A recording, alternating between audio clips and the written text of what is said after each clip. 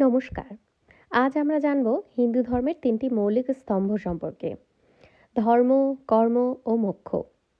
এই ৩টি শব্দ শুনতে সাধারণ মনে হলেও এর মধ্যে লুকিয়ে আছে জীবনের চূড়ান্ত সত্য। ১. ধর্ম।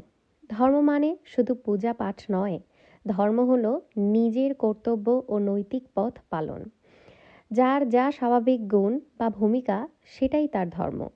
শিক্ষক যদি জ্ঞান বিতরণ করেন সেটাই তার ধর্ম।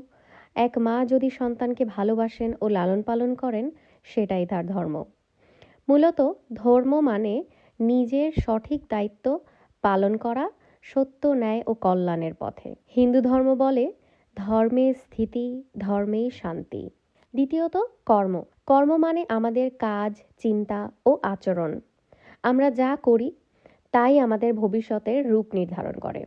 যেমন বীজ বপন তেমনই ফল। তাই ভালো কাজ করলে ভালো ফল আর খারাপ কাজ করলে খারাপ ফল। হিন্দু দর্শন বলে যেমন কর্ম তেমন ফল।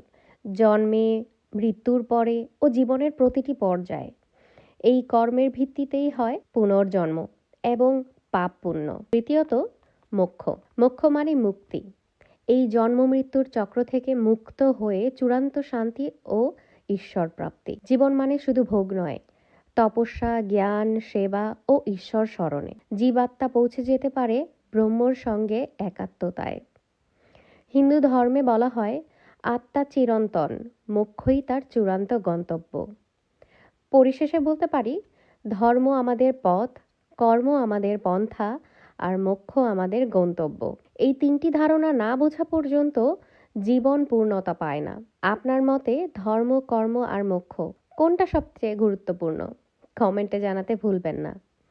আর আমার সঙ্গে এই স্পিরিচুয়াল জার্নিতে আমার সঙ্গে থাকতে সাবস্ক্রাইব করুন। নমস্কার। হর হর মহাদেব।